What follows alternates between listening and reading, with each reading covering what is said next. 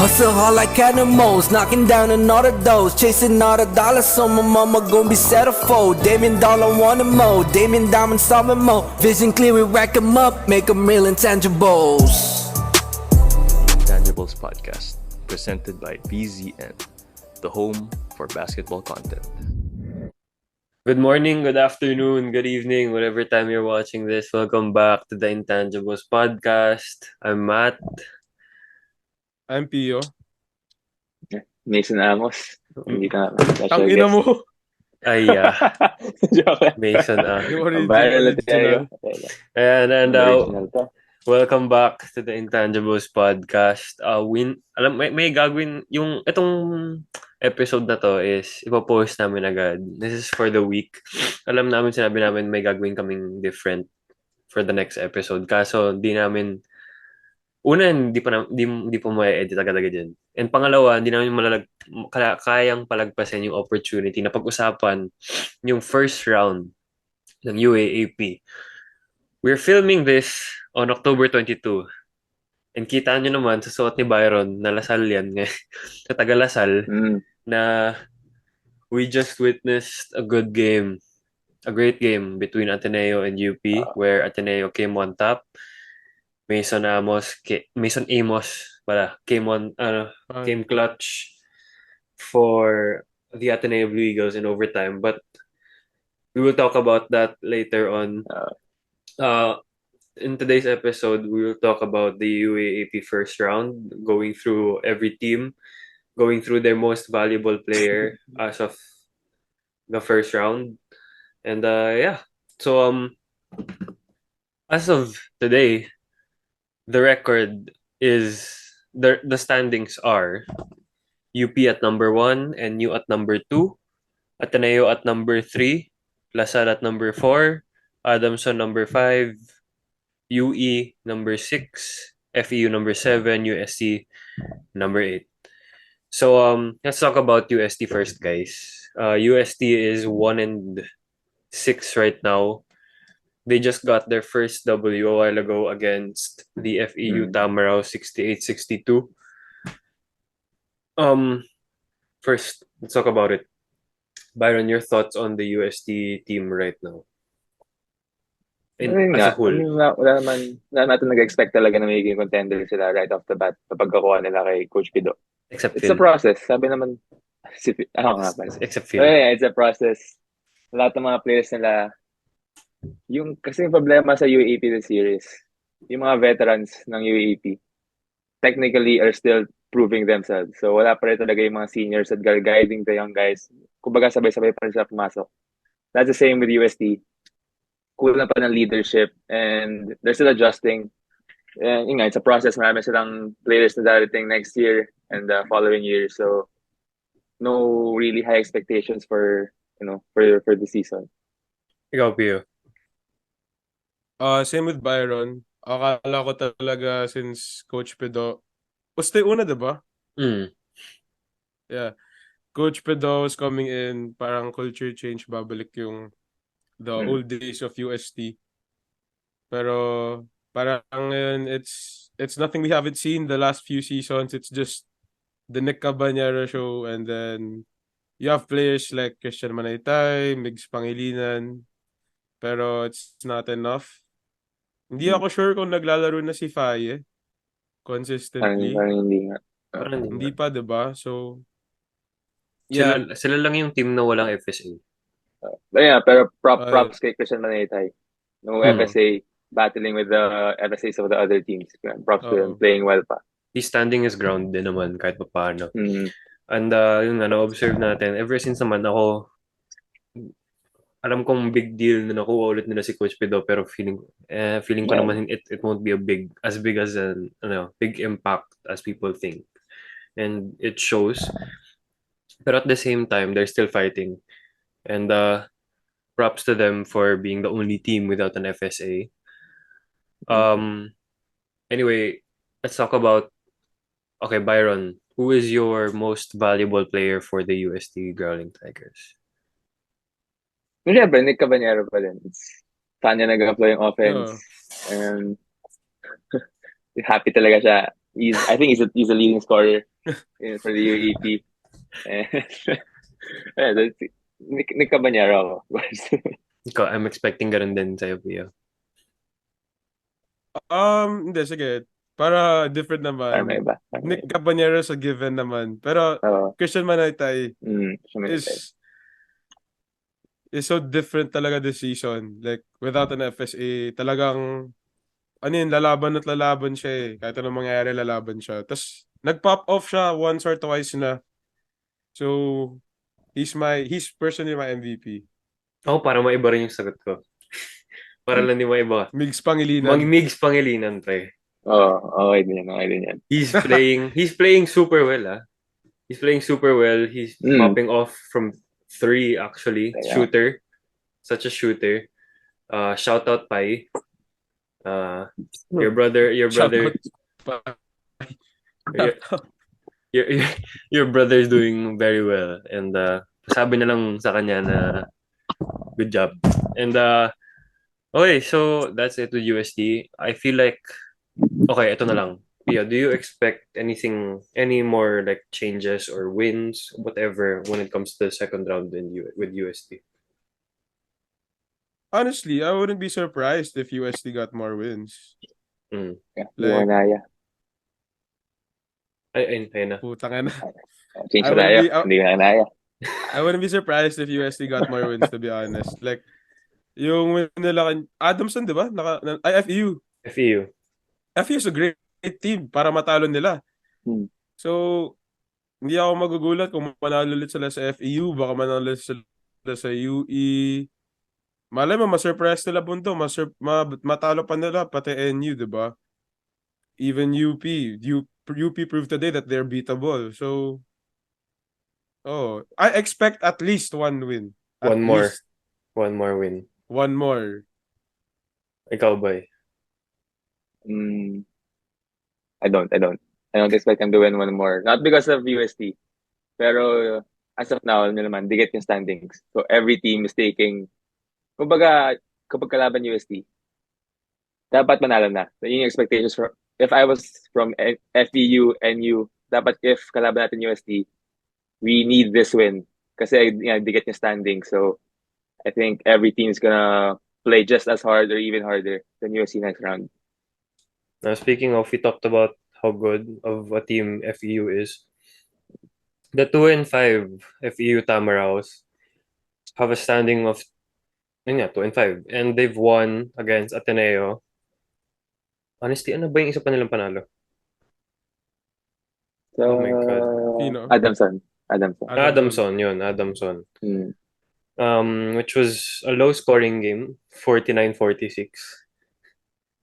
Grabing pagka-low scoring yun. Pero, despite the standing of 2-5, we know that they are a good team. They have not lost by a big margin. Their losses are very, close games na eventually hindi lang nila na-pull out. Pero, Pio, your thoughts on the FEU Tamaraos? FEU is a great team. Like, I don't think their record speaks for the team. Like, lahat ng games na talo sila, dikit. Walang tambak. Kahit yung UP, nag-overtime pa yun eh. So, I don't, the record doesn't speak for the team. May isang tambak. May isang game na tambak. Sino? Yung panalo sa kanila? Sino? Oh. Sino? Lasal. Sino? Sorry. Alam mo Sorry. Akin yun. Pero, I think, they're really good, They're really good. Talagang, the competition this season nga, as Byron said earlier, it's really different. Para lahat ng teams ngayon, fighting chance para mag-Final Four. Like, every game. So, yun. Bye. Nga. Kaya ako naman binigay sa Lasal. Kaya ako inisip na big deal yung win ng Lasal over FEU is because I thought FEU is a good team nga. LJ Gonzalez still leading the team.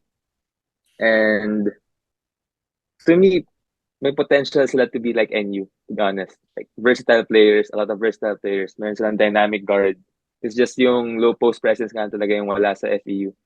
And yung sa last games talaga nila, ay yung mga games na down to the crucial times, it's just execution.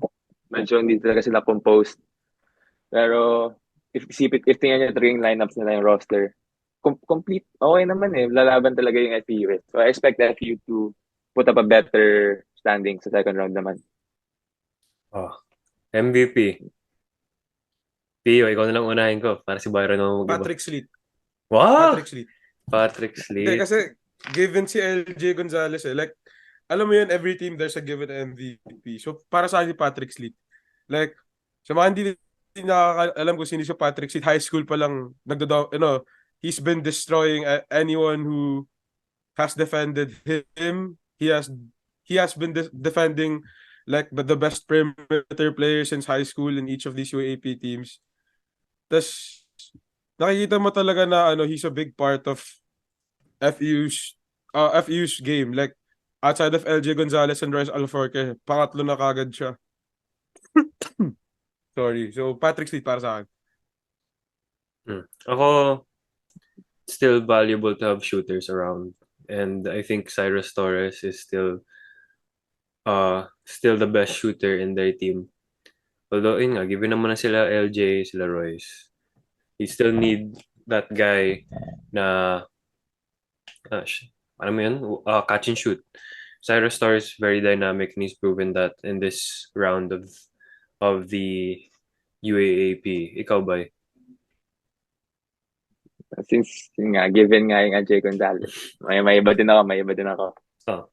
Di ko alam yung first name niya. Pero yung Bautista, bro, matapang. Yung Bautista. Clark Bautista. Clark Bautista.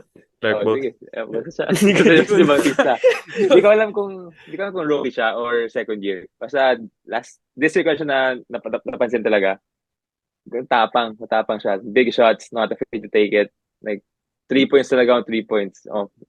Kaya Bautista ako. Clark Bautista. Sige, kahit hindi mo masyadong sige, Clark Bautista. Napanood ko lang kanina, ang galing. Okay, so let's move on to the other 2 and 5 team, the UE Red Warriors. This young UE Red Warrior team has been showing out. Again, the record doesn't speak for how talented this team can be. I think it kinda does. I mean, I think it kinda does naman. Okay, there's conversation for that. Pero Noire Mogat, I did an analysis for him. Last season, he scored 4 points. He averaged 4 points and 2 assists, if I'm not mistaken, huh? Now he's averaging 14? 14 points a game. I think. Dude is a bucket. Dapat nga kukunin ko siya for the draft, kaso kinuha ni Byron. So, talking about round 5, you had 4 chances to take him, bro. Anyway, Noire Mogat and the UE Red Warriors. Byron, can you speak to us about the Red Warriors so far? Yeah, since before the season started naman, we expected big things from Raider Mogat. I'm not sure kung meron pa rin, but I think wala na. Yung most improved UAAP, that would really be him. I mean, really taking on the job of being the leader and the star of the team, basically, the main guy. And he's doing a really good job dun sa role na yun. Sige, Pio, since yan, sabi mo the record speaks for the talent of their team. Anong ibig sabihin nun? UE has 2-3 players that have really established. They're a young team. They're not like FEU na long time together. Talagang natatalo lang sila kasi talent-wise baka mas magaling yung kalaban. UE is a young team na talagang 2 or 3 established young players lang. Si Remogat, si Precious Endurance, tapos yung isang Phil-Am na I think na-injure pa. Na-injure siya. Ayun, so magiging dalawa na lang sila. So, I'm sorry, I do not remember the name, but yung dalawa yung that's why I think dalawa nga pala. That's why I think the record speaks for itself. They're a young team competing in a league full of kumbaga ano sila, guppies in a sea of sharks na agad. Tapos meron lang sila 2, 3 pirana Okay. para lumaban. Okay. So, I think it's hard for like it's not that they're a bad team talaga, but I think the record really speaks for how young they are, not how bad. Because they're Mm. good. They're just Mm. young. Kulang na talaga experience. They really need more experience to gel with each other. Okay. Well, okay. So for MVP of the UE team, aside from Rain Mogat, I would like to say Abdul Shawat is a big Mm. big deal. Um, hi Sams, welcome to the podcast. Yo, yo. So Abdul Shawat, feeling ko I think he's the team captain. So the leadership No, that team captain. Team captain. yeah, he's the team captain. So the Mm. leadership, not only does he lead the team with his energy, he also gives out uh necessary points na di masyadong nakikita through the box score pero effective, efficient, and when it's needed, Abdul Sawar is there. Ikaw, Byron. I'm sticking with my guy. Kahit siya yung obvious pick. Ray Yeah. Remogad, bro. MVP. Not only UAAP. MVP. Ray Remogad for MVP. Okay. Naglag ata si Pio, guys. Sorry. Sams, are you there? Yeah. Hindi lang ako makapag-on cam kasi nakabiyahe. Ay, wow. Ah. Nasa biyahe pa. Ayan, okay. So, naglag si Pio. Balik siya in a bit. Sams, kaya mong magsalita on the UE Yeah. team. UE team? Yes. Wait, next question ako.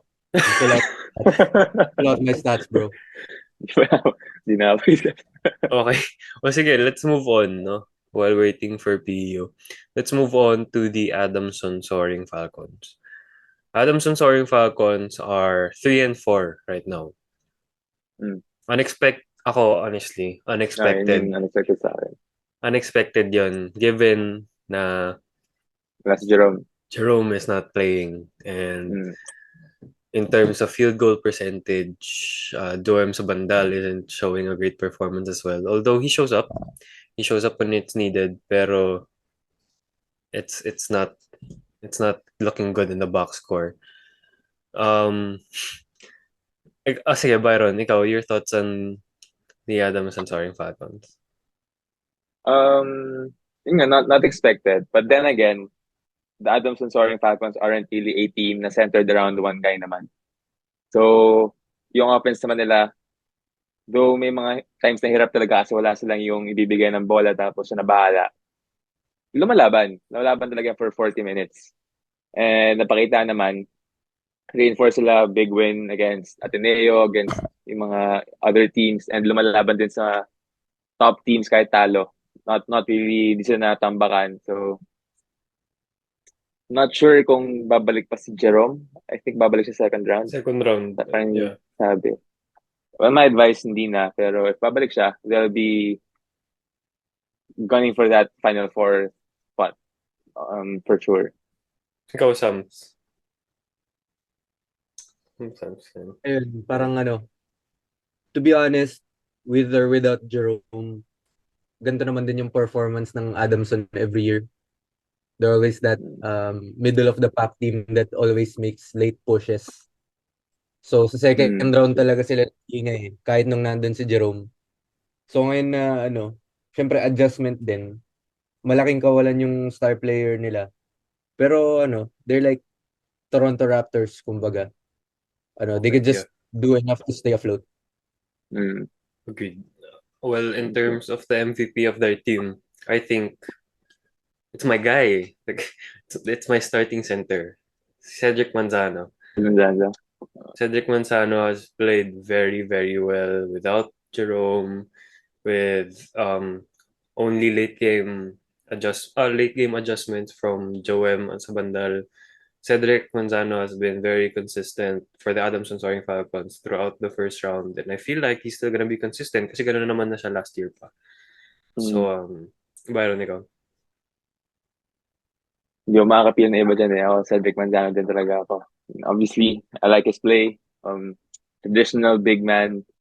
And fairness to him, mahirap maging Filipino big man sa UAAP. Usually, mga Filipino big men nag-excel talaga sa NCAA, but he's showing that he can do it in the UAAP, and I think he's in the running din for Mythical. I think. I feel so. Parang, He should be. parang he's in the running din. So, he's my MVP as well. Ikaw, Sams. Yun, same lang din. Feel ko wala namang iba eh. Pero um, just a good look to see, Sorry. si Boss Eli. Boss Eli Ramos. Okay. Eli Ramos. I mean, it's not his brother. He's not marketed. So far, he's not, we don't know enough. Personally, we don't know enough. Pero sana mas mabigyan pa ng opportunity habang wala pa si Jerome. Sige, ikaw, Pio. Ano thoughts mo sa Adamson?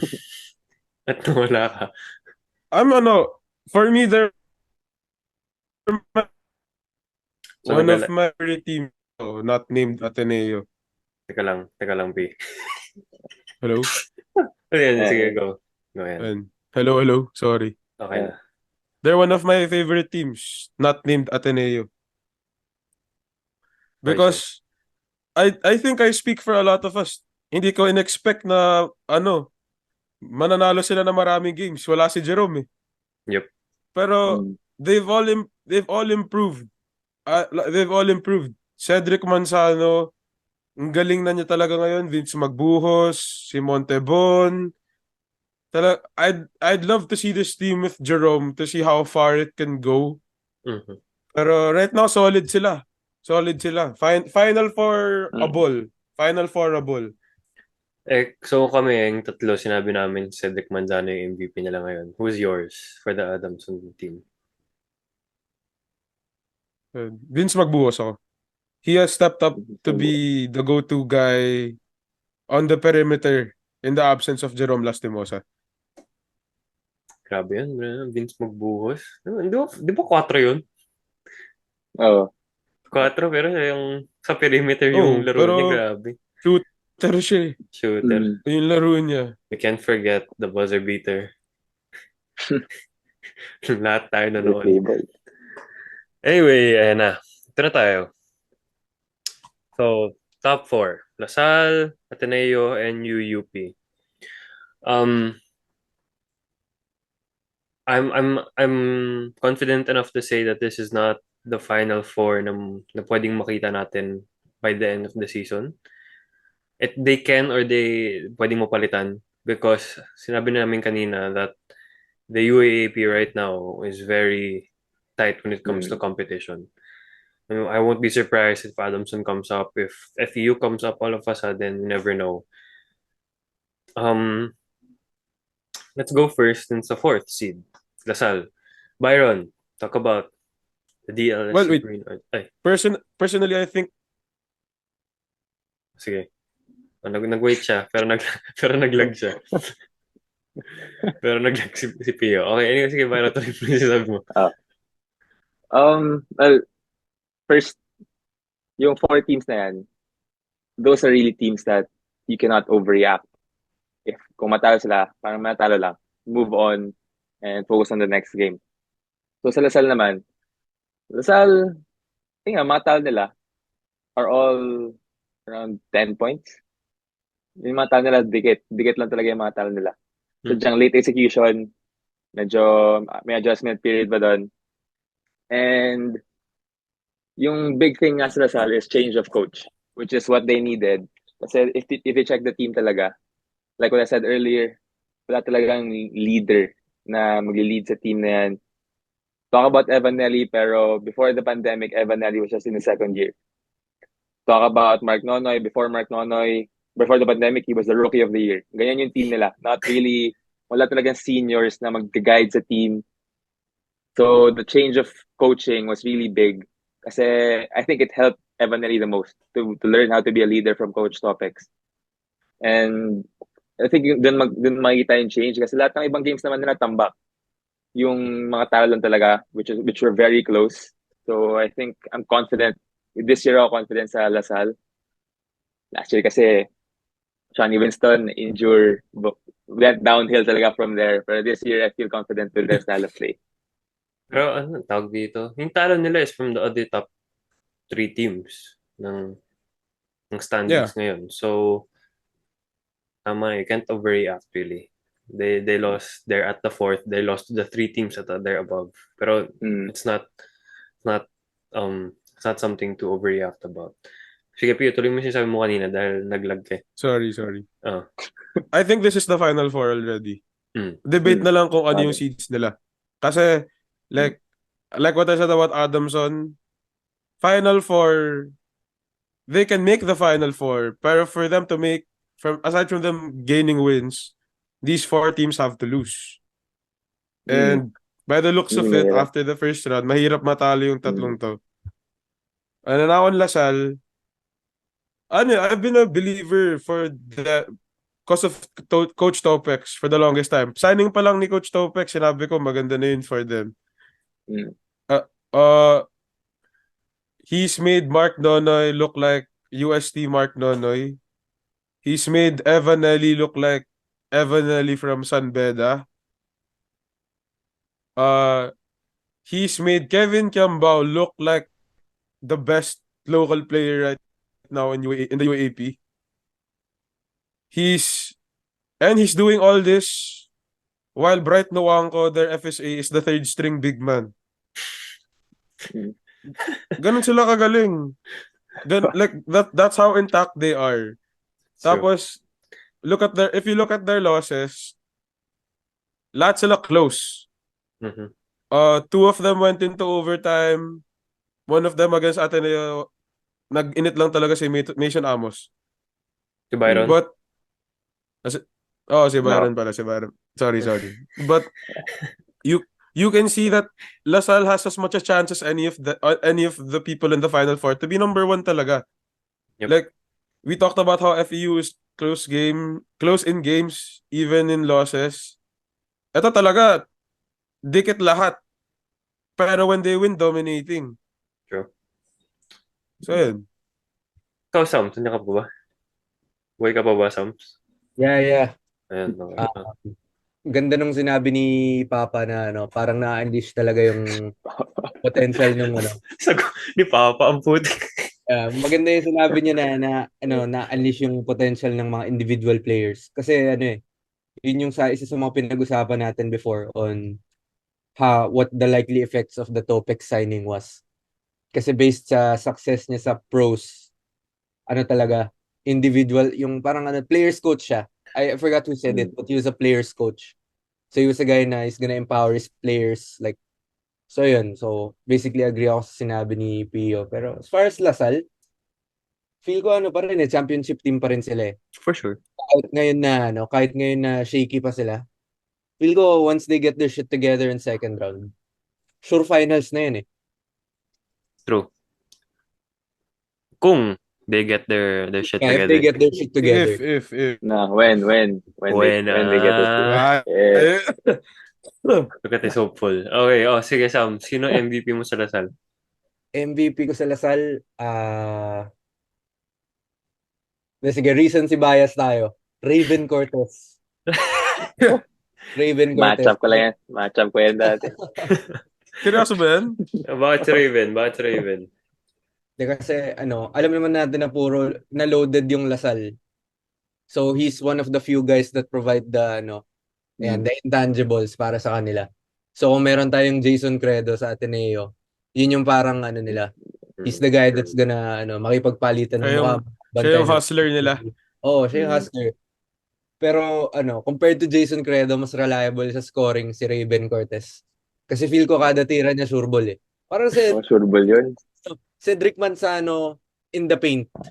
Kada bitaw, akala mo sure ball. Pero si Raven Cortez may tira . So, he's a very valuable player sa kanila. Sige, akin, na-mention ni Byron yung value ng player na to before. Pero, I love this player, si CJ Austria. To other people's eyes, he may not be the MVP. But this guy comes up in the clutch. Sana yung sinabi mo, Sam? This guy comes in the clutch. And his aggressiveness, kung pag-uusapan, papalitan ng mukha, ayan, CJ Austria yun para sa akin. I love how he plays. And although he's not the most consistent player in the LaSalle team, you can really trust him when it comes up in the clutch. Pio. For me, Evanelli ako. Kasi first, I think the sure answer should be Kevin Kimbao. Pero Evanelli, I think, is the best point guard in the UAAP right now. Like, That's nakita tough. mo yung Bro. That's a hot Damn. take. nakita mo yung best ano. point guard. Oh. I've been saying that since season 84. Hindi pa nun. Season Hindi pa. 84? Season Tangina, 84. over Dude. SJ Balangel? Yeah. Belangel over RJ. Belangel. Most complete. Hindi, RJ kasi 2. Para sa akin, 2 si RJ. Sa UAAP, If you talk about most complete player, most complete point guard, ano kulang kay Evanelli? Defense? Defense, yeah. Defense? Yeah, bro, come on. What? He's okay. Evanelli You can say that he's a good defensive player, pero kung titignan mo yung pinakakulang niya compared sa ibang mga point guards, Yun na nga yung defense. pinakakulang. Exactly. Yun na yung pinakakulang. Pero ano yung kulang? Hindi yung pinakakulang. Ano yung wala talaga? Oh. I'll agree. I mean, you can say this, but si Kian Baklaan, ganun din naman. Kian Baklaan, yes. I was gonna He got rebounds, he got assists. He's a great defensive player. Hindi mature Ano pa, dude, you're taking Evanelli over Ray Remogat. Para primary ball. Yeah. He's a 2. Oh. No? Primary Ray ball. Remogat. Bro, Evanelli ako. Evanelli ako. Evanelli. Over thing Kian about- Baklaan? Oo. Nah, man. Oo. Ako, oo. The thing about Evanelli is that he'll give up his shot for a better one. Oh, that's true. That's But true. if he's given the ball, kunwari, umikot ulit yung bola, saka napunta sa kanya, siya titira, pasok That's pa rin. That's true. Pasok pa rin. Magaling si Nelly sa fourth quarter. Best fourth quarter point guard. Ganun si Nelly. Yung baliktad sa akin, bro. Medyo hindi rin ako agree doon. Baliktad. Yeah, I mean like as far as yung the scoring parang regulating the troops. Para sa akin, different kay Nelly nga. He controls the game. Yeah. Oh. Lahat na iba, talented point guards. Pero iba yung didictate ni Evanelli kung paano yung pace. That's true. Kung paano i-control yung team niya. Oh, yeah, I agree. That's the difference between kay Nelly. Oh. Agree. Yung tipong, alam mo, hawak niya yung laro. Patay yung kalaban, hawak niya yung laro. Galing naman nun. Hindi naman galing Nelly. Hindi naman galing yun. Pero, for me, he's the best point guard. Right now, UAAP. Pwede, okay. Honestly, like, I drafted Kian Baklaan in our draft, but I'd still take Evanelli over him. Okay. Lalo na ngayon kay Coach Topex. Okay. Kita mo nung laro nila sa UP. Ano sila? Saan nahirapan yung Lasal? No last few minutes of overtime. Yun yung third quarter, they just scored 3 points. Wala talagang makagawa. Oh, 'di ba si Kiambao hindi makapagpahinga. Kasi si Kiambao yung nagbababa ng bola, sa kanya mag-uumpisa yung play. Became Draymond. Oh. When he should be Chris Paul. Oh, ganun. Okay, fair point. Sige Byron, ikaw, sino MVP mo? MVP. So, syempre, kiki pa rin tayo dyan. Yung MVP talaga from the start. Oh, pero, to talk more about Evanelli. I think he could average just the same or even more if he was on other teams. Like kung saan talaga naka-center kung siya titira, lahat-lahat. To me, he reminds me of Jerick Fortuna. He does what he has to do for the sake of the team. Parang Jerick Fortuna talaga. Pero, of course, doon tayo sa obvious pick. Tingin ko talaga mag-MVP. Kevin Kiambao tayo dyan. Kevin Kiambao. Medyo may pagka-hero ball nga lang. Pero, sige. Mag-MVP naman eh. Okay. Let's go on the other side. Blue Eagles. Ateneo Blue Eagles were also 4-3, but they are third because they beat Lasal. So, mas mataas sila sa standings ngayon. General comments, I said this to them off camera, off recording. I probably said this in recording already na okay, first of all, Coach Tab is doing his job. He has he has enough of the players that he needs to succeed in winning games. But at the end of the day, our point guards need to be more of a point guard. And sumasabay yung Ateneo sa okay, I'm not saying that there are really like bad teams in the UAAP. Pero sumasabay sila sa kung paano yung let's just say lack of a better term, sumasabay sila sa level ng ibang mga team. When I say na okay, Adamson's not a bad team. Pero you can compare them to how good of a team that NU is, right? Di mo naman pwedeng, alam naman natin yung disparity doon. Pero nung naglaro ang Ateneo kalaban ang Adamson, nakita natin na kayang-kaya nila pero they become complacent. Habang tumatagal yung laro or simula pa lang, they become complacent tapos whatever. Yun yung problema sa akin for them. Aside from the obvious na the point guards need to be more of a point guard. And that's not something siguro na masamain nyo. Jared Brown is playing well. Ian is... He did well a while ago. He did well a while ago. Yeah. Ian is showing a lot of heart for someone. Heart, man. Yes. So Ian, props to him for playing at that level. Pero at the same time, no offense to the point guards now, but they don't have a Matt Nieto or they don't have an SJ Belangel. And they don't have a Fortsky now. So, I think that's I think yun yung as a team, yun yung pinakakulang nila. That point guard.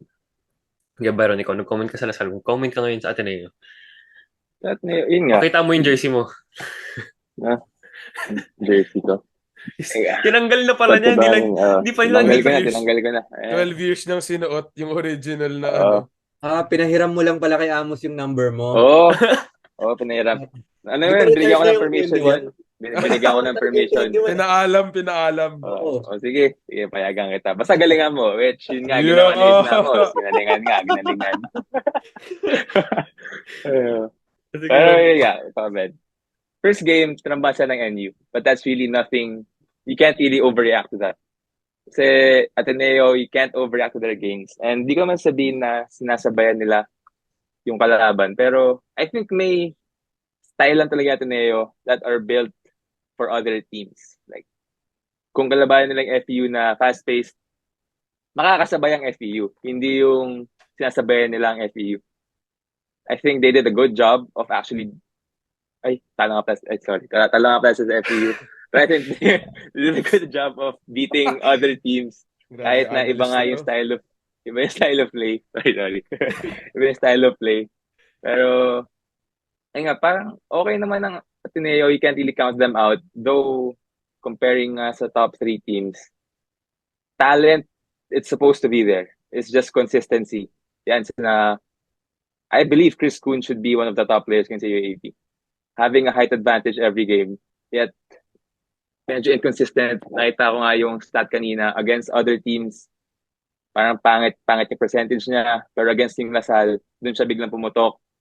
So, I'm just looking for consistent. Sa UP din. Pati si Anis Balungay nga kanina, hindi magaling laro. Pero consistency na talaga kulang sa Ateneo for me.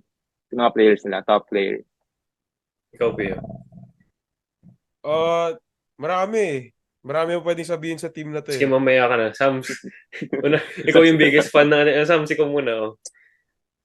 Aside dun sa point guard na I want to, yung kanina, taking sa yung Ateneo versus UP. Kanina it wasn't a coaching thing in my opinion. Yung nagpanalo sa atin kanina is yung decisions talaga ng mga players. Like at the end, like yung mga conversion natin, halos puro ISO eh. 'Di ba? Yung mga points ni Amos, he had to create for himself. Yung pull-up jumper niya, yung step back niya. And the other one was assisted by Jared Brown. Si Chris Kuhn, halos 80% ng points niya He created by himself yung pull-up jumper niya sa ano. So parang kanina, no offense, we all know Coach Tab's a great coach. Pero kanina, yung panalo natin kanina is at least a good thing for me kasi ngayon kaya na dumiskarte ng mga players even without relying on late game execution or set plays. So yun sa Ateneo, to be honest, masayang-masaya na ako sa performance natin ngayon because I expected them to be yung one of the bottom teams just because of the talent disparity.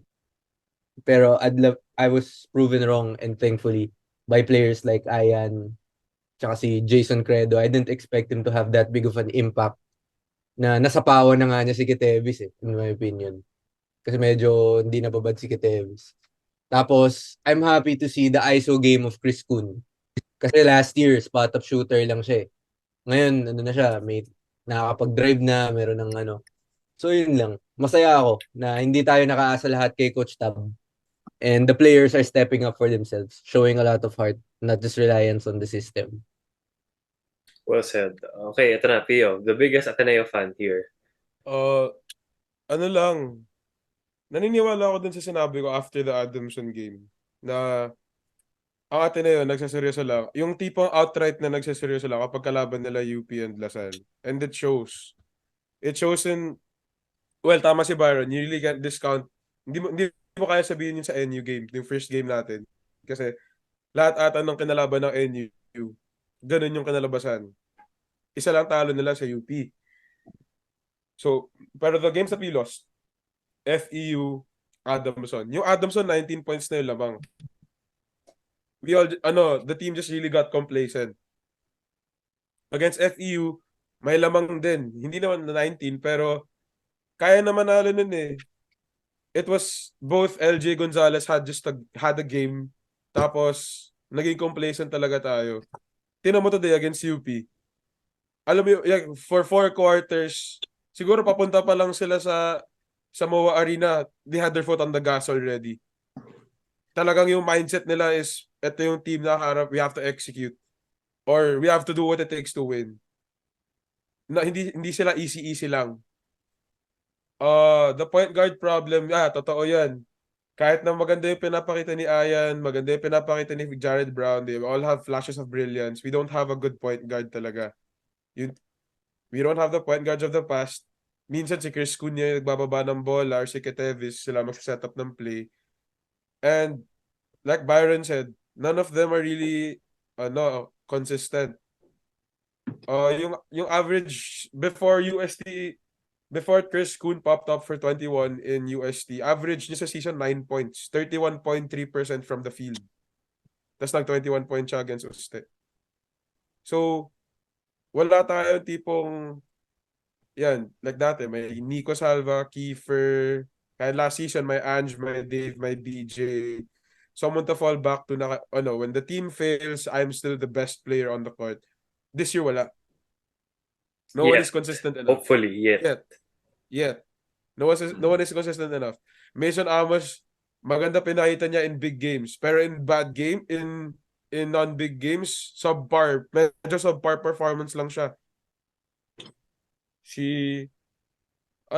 Their most consistent player, and this is gonna be my MVP, is Joe Obasa. The best sealer in the game. Like, siya lang talaga yung nagpapakita ng consistency. At easy 10 and 10, minimum 2 blocks. Okay. Yeah. So, I guess, sino ba MVP? Ang hirap. Joe Obasa talaga ako. Okay, yeah, okay. If everyone, okay, looking at it, to be honest, if everyone played consistent, it has to be Kai or Chris Kun. Pero since ganito yung laro nila, I can't disagree with Joseph Obasa. The man just, I don't know, he's more valuable than people, including me, thought he would be at the start of the season. And glad to be proven wrong na he's playing very well. And that seal, bro, di ko alam kung paano niya ginagawa yun. Yung kung gaano siya kagaling mag-seal, I don't know, pero nagagawa niya. And bilib na bilib ako sa ganun niya. And even his Isn't defense. he the smallest FSA right now? I think 6'8 lang ata Di siya. ba si Bright mas maliit sa kanya? Right now kasi. Oo nga. Di ba si Bright? Bright. Basta he's one of the smallest, di ba? Bright Parang, Nuwangko. Hindi. Matangkad signawan ko dun tangkad eh. yun. Kay Ubasa? Kay Joe. Joe? Oh, Obasa real? looks like 7'6", diba? Hindi. 6'7" at best. So parang yun talaga yung, parang nung minention ni Pio kanina na sa group chat, great, best sealer in the game. I was like, fuck, I didn't notice that. So, Best sealer, bro. yun. Ito. Kasi ako personally, medyo hater ako ni Obasa. Like, I'm gonna incriminate myself. Obasa, after like years of being with, relying on Kwame, like, it's hard to follow Kwame. Yun na-realize ko. Okay. Yeah. And, Yeah, and given. Obasa's doing Paano the pa best. kaya sinuwaan ko? Bale. Okay, hi. So, ayan, mas na-appreciate ko na si Obasa. Same. Yung ba MVP mo, Sams? The MVP ko si Chris Kun. Chris.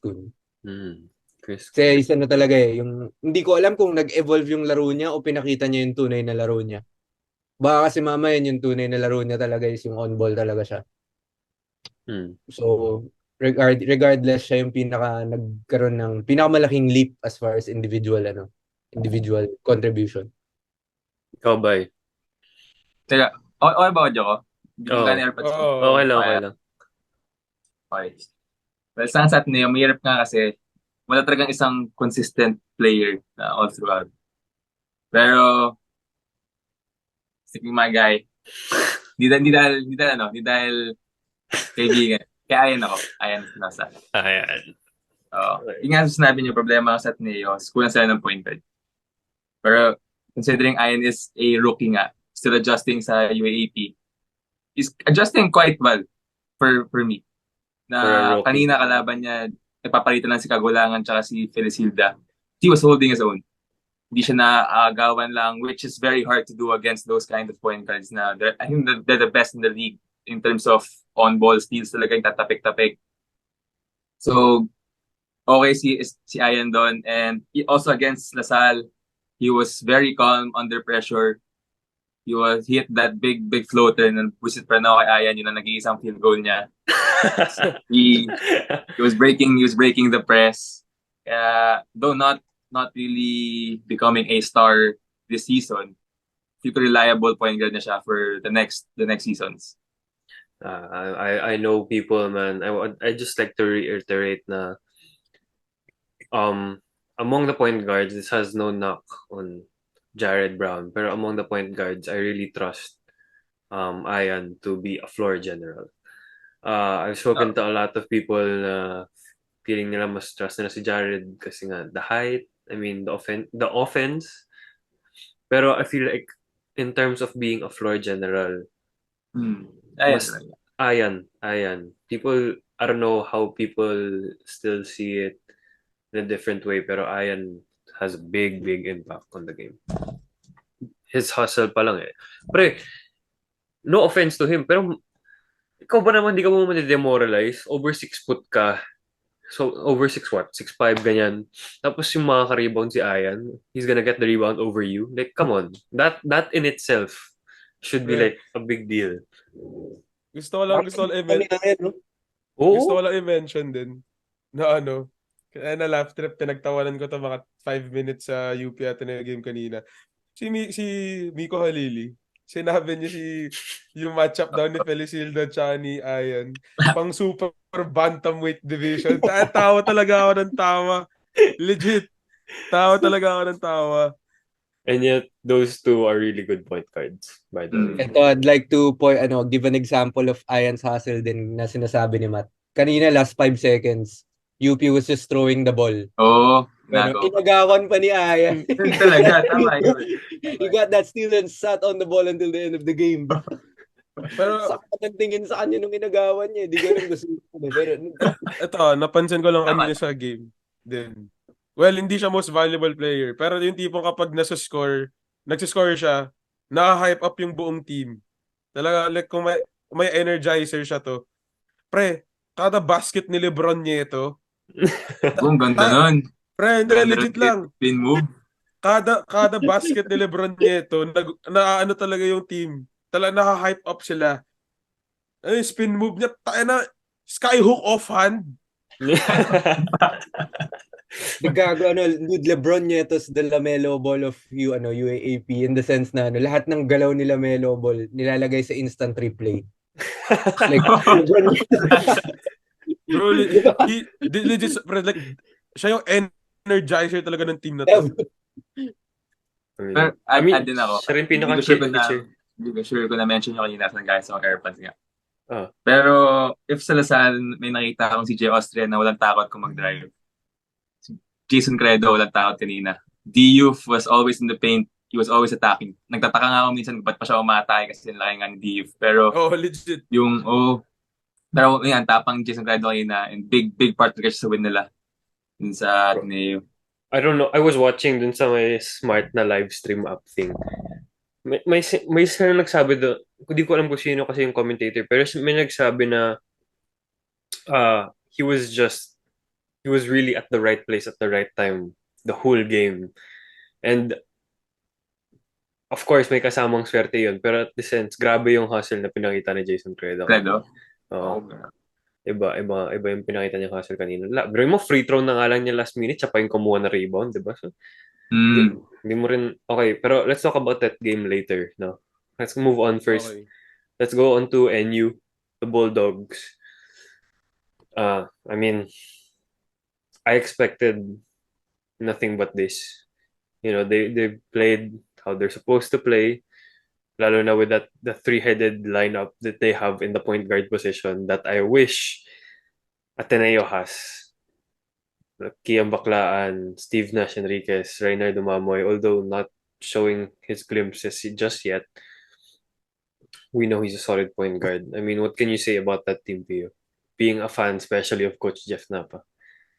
Well, to me, I also wasn't surprised. Surprised lang ako na number 2 sila. I didn't expect them to be this good.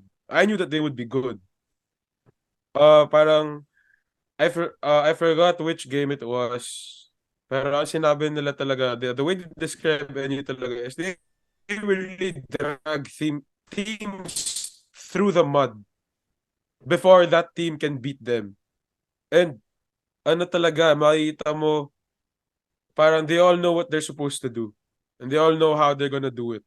Both on offense, especially on defense. Sa defense talagang di ka nila tatantanan. Pag ikaw talaga, you will have to earn your points against this team for you to beat them.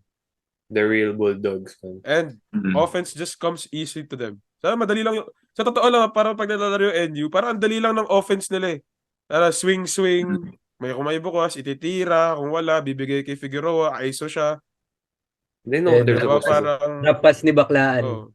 Drop pass si Baclaan kay Drop pass ni Baclaan, man. Kay Marjan, di ba? Parang easy lang sa akin. It looks like it's easy but it's not. They make it look easy. Yeah, they make it look easy. Go by. Well, actually hindi ko in-expect to. Kasi in-expect ko, nag-iisang taon nila may isa Lasal. Pero sige, natataan nila Lasal. Pero, going back sa game nila before against UP, you don't overreact to that as well. Kahit nakalamang yung UP na malaki sa dulo, may feeling pa rin na kaya ng NU yun. Kaya, that's how strong they are. And kaya ako sinabi kanina na FU has that potential. Kasi NU really reminds me of Filipino basketball sa college level. Like that's what we grew up with, and like the likes of FU dati, sina Romeo, parang ganyan yung gritty team na team-oriented talaga. Kahit sino pwedeng gumawa. And defense talaga akong defense. But I'm just hoping better second round kay Jake Figueroa. Yung pick mo eh. Malamang. Sana better second round. Ikaw, Sams. Ganda nung sinabi ni Byron na Filipino basketball. Sobrang totoo. Parang classic nga yung laro nila eh. Parang, yeah, that's true. Parang FEU talaga, no? FEU nung time ni na RR Garcia and Pogoy. Larong Roman. tatay. Parang, pwedeng ano, Larong, sila. larong Pwedeng, tatay. laro tatay ang puta. Yeah, laro tatay. Pero Pwedeng ano rin pwedeng yung mga UST na Rapido dati, ganun din sila maglaro. Oo, yun. Ang ganun mga talaga. classic teams. Pero siguro looking at it, ano kayang yung success nila, ganyan yung still relatively old style. Bakit kaya nagsasucceed ngayon sa sobrang parang Euro style na 'di ba? Kasi dahil kay Tam pinost niya yung super hard system. Siya pa Whereas, naman nanalo dun. Oo ha? nga. Siya lang Siya yun naman naman. nanalo dun. Oh, Oo. yeah. Well, that's true. Pero yung masasabi ko sa NU, ang saya nila panoorin. Ang parang yung mga laban nila kahit high chance of them winning. It's like they're super excited. They're just super fun to watch. Exciting, ang gaganda nila gumalaw. Lalo yung Kian Baclaan, siya yung piliin kong MVP ng team. He's like he has the energy na provided by yung katulad ng Ian Espinosa effect, pero parang grabe yung conversion niya kapag nasa kanya yung bola. Kapag umatake siya, it's either he's gonna get fouled or he's gonna make some pretty ass layup or drop pass. 'Di ba? He's a very good dribble drive. Yun yung dapat kinukuha ni Coach Chot. Mga magagaling sa dribble drive. 'Di ba? Tama. I can agree with Kian Baclaan being in the MVP. I mean, that I'm not surprised if that dude comes up in the game and ends with like a triple-double. He's doing everything for their team, although could be more consistent on the offensive side, pero on the defense, He could also pass more. pero when he does, it's very effective, right? So rebounds, he has everything naman, except of course the offensive consistency na pwede pang improve. And nonetheless, he's a valuable player for the NU Bulldogs. Also, I will say si Mike Malonzo. That dude just comes up with like random blocks out of nowhere. Hustle player. My pick. So, syempre, support tayo sa kanya. Mike Malonzo. Sige, bye. Well, yeah. To add lang doon kay Kian Baclaan. I was watching the game nila kahapon against Adamson yata. Bro, nag-init bigla ng third quarter. Parang 5 threes. Pero UAAP, huwag naman sa UST Pavilion. Ewan ko ano yung vibe doon. Pre, yun nga, sa TV, legit. mukha siyang tune-up. Ulit. Game, mukha siyang Pre, tune-up game. alam mo kung ano mukha. Ito takin na mukha siyang bubble. Mukha tayong hindi lumabas sa COVID, gago. Kasi Takin sa na UST, legit. ang taas ng mga seats. Yan, wala kang makikita pag sa TV. Parang wall lang parang wall. No, pre, akala mo nasa bubble. Like, yo, this is like UE. Be better. Nag-init. As in, ang ganda ng laro ni Baclaan. Tapos, parang walang crowd. Parang wala kang mahilig na drums. Walang kahit ano. Ang hirap din pumunta sa UST. Ang hirap din pumunta. Layo din mga sa UST. Ang layo. Pero pick ko, kahit nili ko si Jake Figueroa, pero yung nakukulangan na ako kay Jake. Piliin ko naman Steve Nash Enriquez. Kasi gaya sinabi mo, offensive consistency yung kulang kay Baclaan. Pero kapag may mga times talaga na biglang nakikita flashy si Kian, pinapasok na si Steve Nash Enriquez para maging stabilizer for the team to para steady lang yung offense. So I'm going with him. That's the point guard Ateneo needs, by the way. A point guard like Steve Nash Enriquez. Bakit bahay? Dali ka na dito. Waiting. O sige, Pio, ikaw na. Hindi, I actually was gonna pick Steve Nash Enriquez also. Like, kasi na-mention mo kanina si Kian Baclaan, triple-double threat. Pero ang average na kasi points, rebounds. Ang floor general talaga na si Steve Nash. Yep. Tapos si Steve Nash talaga, he quickest first step in the game. As in kapag naunahan ka niya, hindi ka na makakahabol. Hirap. Ang hirap mo na makahabulin niya. Tapos, siya streaky siya streaky. Hindi mo i-expect na like magsiscore siya every now and then. Pero kapag nagtuloy-tuloy siya, tuloy-tuloy talaga siya. Yep. Tapos, for me, mas valuable siya in a sense na kapag si Kian nakaupo, gagalaw lang yung team dahil gagalaw siya. Kahit nandun si Figueroa, si Omar Jan, si Mike Malonzo, gagalaw lang yung team dahil nandun kay Steve Nash. So, Steve Nash ako.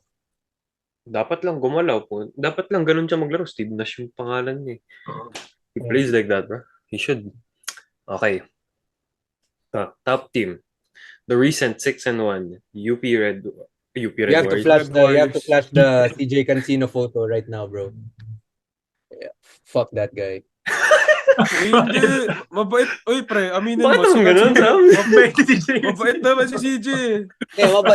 Mabait siya, pero bakit yung games niya against Ateneo, puro Nagiging lason, tsambahan yung Lason. niya. Gago yung 3 points sa kanina, yung Double binali. pump ang puta, double pump 3 points, shoot pa rin.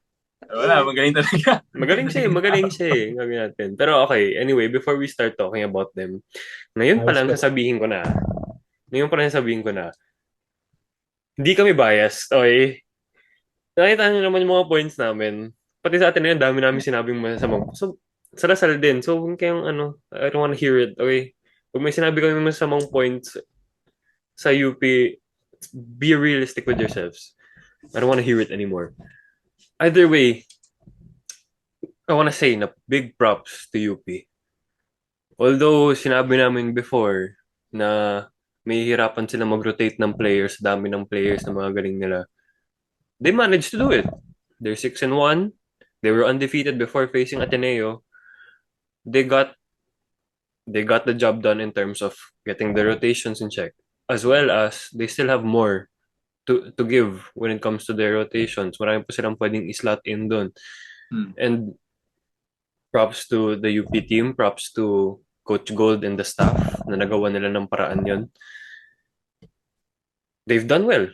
They've shown how good they are throughout the first round.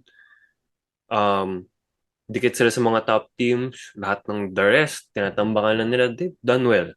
I don't wanna hear no shit. Okay? Byron, sige, unahan mo na. Yun nga, wala ba talaga tayong sinabi. We know how talented each one are. I mean, ever since start, grabe na yung pag-rave natin kay JD Kagulangan na he's one of the best point guards, ganyan. Ang dami natin sinabi tungkol sa each and every one of them. Nakita ko nga si Diouf dati sa bonfire nila. Nabulol pa nga ako sa Starstruck ako kay Malik Diouf. MVP, ganyan. Nabulol pa ako Kaya sabihin ko sana, parang, idol, galing mo. Hindi nga pa Tagalog doon, nabulol ako, bro. Picture na lang, gumana na lang ako. Sign picture. Pero mabait siya. Pero as a team, I stand by everything I said. I mean, yung program nga nila, you don't call that an A+ program. Kasi ano pag ginawa nila nung off-season, just talking about what they did, nag-recruit na sila to make up for the losses, which was Dave Lucero, Carl Tamayo, and James Spencer. You got Henry Galinato. Henry Galinato. Ano ko ang recruits? You had Francis Lopez that hirap mag-box out. Like, that's your 4 that is not comfortable playing the 4. As seen naman.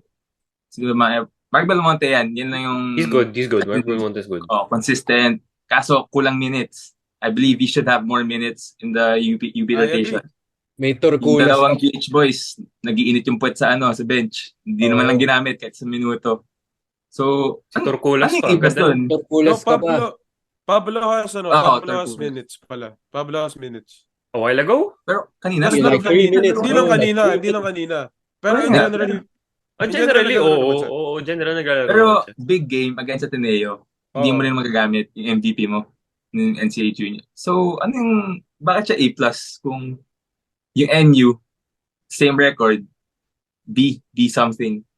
Like that, yun yung sinabi kong overrated. Pero as a team, we all know how talented they are. Na they still have the reigning MVP.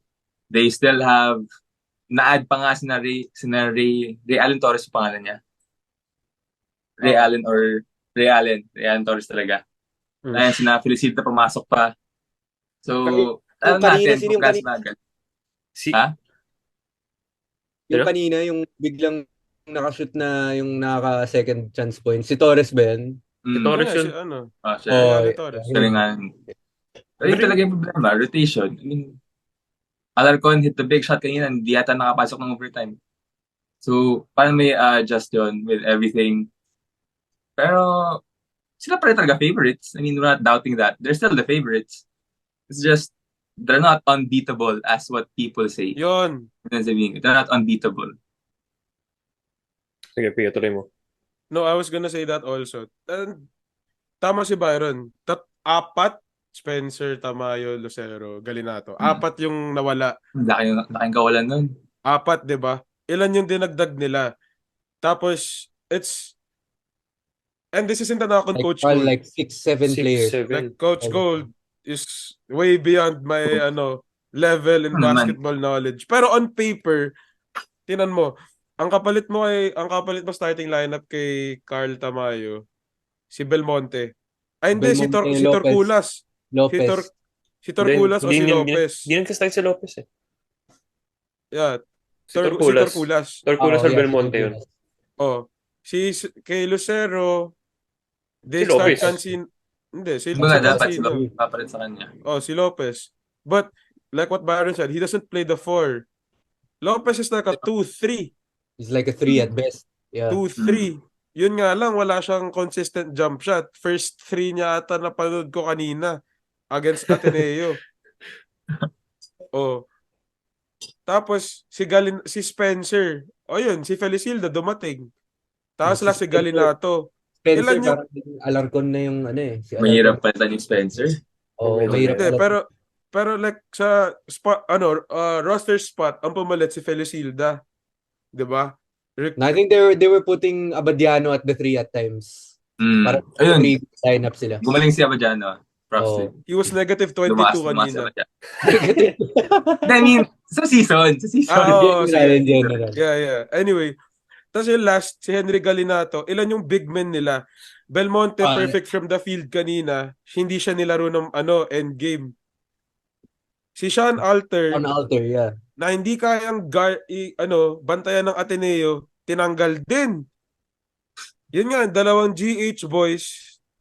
Tas si Torculas. Si Torculas na nilaro, babad, good.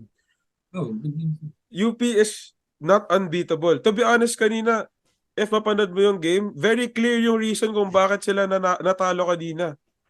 Which I'll talk about that later. Pero, paano ba? Pag free-flowing yung offense ng UP, walang makakatalo sa kanila. True. Yung tipong, nakakatawa kapag nag-man-to-man ka sa UP, kaya ka nilang talunin. Pero talo sila sa zone. Natalo sila kanina sa zone. Yes, zone sila eh. Parang 2-1-2 ata na zone yun eh. Oh. Almost 2-3. They have Malik Diouf. They have CJ Cancino. CJ Cancino is probably the best perimeter player in the UAAP right now. Na ginagawa lang nilang spot-up shooter, by the way. Defense-wise, si Diouf average niya mga 5 block ata. Minimum ata yun. Grabe sa MVP stats yun. Iba yun. Minimum siya 5. Pero they're not unbeatable. The game earlier proved that. For things that they have, galing nila outside shooting. Like kapag sila, the way they shoot threes are like the Houston Rockets nila James Harden. Talagang itatapon lang nila yun kasi alam nilang may rebound para sa kanila. True. That gives them confidence, bro. Oh. Naman. Alam na alam, Byron, ah. Porque tumitira sa labas, eh, no? Alam na alam, eh, no? Hindi, syempre, kung di yung piseko, 23 per game. Exactly the point. Exactly the point. Yeah. Oh, exactly the point. And, okay. Let's just say na tinalo nga ng Ateneo yung UP kanina, no? We're not saying all of these stuff just because that happened, by the way. These are real concerns that they have, and siguro we have to make it a point then na they are still considered not all but may many na top dogs talaga pagdating sa UAAP season this year. They just have to keep proving that to everyone for them to win that championship. Pero Ateneo beat them, and that's reality. They can be beaten. They have to fix whatever they didn't do this game in order to be successful in the upcoming games that they have in the second round. But moving on, who is your MVP for the UP Fighting Maroons? Oh, CJ Cancino, pre. Malik Diouf, bro. Malik Diouf. Harold Alarcon. Well, aside from Malik, na medyo expected, I can say CJ. Harold Alarcon. Harold is Yung one. Harold Alarcon din ako. Harold Alarcon. Ikaw, boy. Pag Belmonte ako, bro. Not bad. Fan talaga ako. I love his play. He's to Tingin mo me pa, like, ano? parang Filipino-style Save Lucero. Sa Parang, tingin mo pa, natural position niya yung 4? Kasi parang awkward siya at times at 4 eh. hindi mo natural. Feeling ko yung movement lang talaga niya yun. I think he's a 5. I think he's a 5 nga eh. Pero, I think he's a 5. pero I mean, wala ba siyang shooting? Actually, May tira sa labas yun. May tira siya, naka 3 points Oo, kanina yan. consistent. meron siya eh. So, kaya niya mag-4. He has the length for it as well. Yung tawag doon. Parang swerte nga siya sa rebound. Biglang sa kanya mapupunta yung bola. Parang Salvador. Parang mga Salvador. Yung laging sa kanila na napupunta yung rebound. Pero Alarcon, Spitfire guard talaga. As in, siya, full confidence siya kapag natanggap niya yung bola, alam niya gagawin niya sa score siya. Magaling siya dumifend. Yung pressure, yung press nila ni Kagulangan na talagang kanina hirap na kasi Chris Kun binigay niya kay Obasa, muntikan pa mabackcourt eh. Pero backcourt nga dapat yun eh. Hindi pa naman siya. Sa logo lang hindi pa siya tumawid. Patawid pa lang siya, tapos pa siya. Tumingin siya sa likod, Pero Harold Alarcon is yung tipong kapag wala si CJ Cancino, siya yung first option nila. First option nila si Harold Alarcon. Kita mo ko yung place para sa kanila. High pick and roll kay Kagulangan mag-uumpisa. Dalawa lang ending. Kundi drop pass kay Diouf, titira si Alarcon either mid-range or 3 points. Yeah. Ikaw, Sam. Ay, joke. Alarcon ka rin pala. Pero ito, may sabihin ako sa UP. Inspired yun si Alarcon ngayon eh. Ay, yung nanonood yung Yung sige. Sabi ko sa UP, parang ang maging downfall nila in today's game was yung strength nila. Yung strength nila sobrang overcompensated yung talent nila at every position eh. Ngayon, parang siguro like Pia said kanina, my basketball knowledge is nowhere near Coach Gold's basketball knowledge. Pero based on the game lang kanina, the players that were on the court weren't supposed to be there at that particular time. So bukod sa na-mention ni Byron na hindi ata nakapasok si Alarcon nung overtime. Isa pa sa mga hindi nakapasok nung endgame was JD Kagulangan. Kasi si Felicilda kanina yung nila. Then also yung Sean Alter thing. So parang kung ako sa UP, kung ako UP front office, kung ako si Coach Bo, papamigay ko na yung isa sa mga player nila sa Ateneo. Sino, Sam? Any big, bro. Any big. Any big, man. Any big. Yeah. Any big. Or Kagulangan Terrence ninyo. Walang point guard eh. Oo nga, Kagulangan. Gagi. Kagulangan. Pwede rin. Kung ibabangko nyo lang din sa, kung babangko lang din sa OT. Pati si Portea, investment lang. Habang injured pa. Portea na lang. Naka-loan yung player.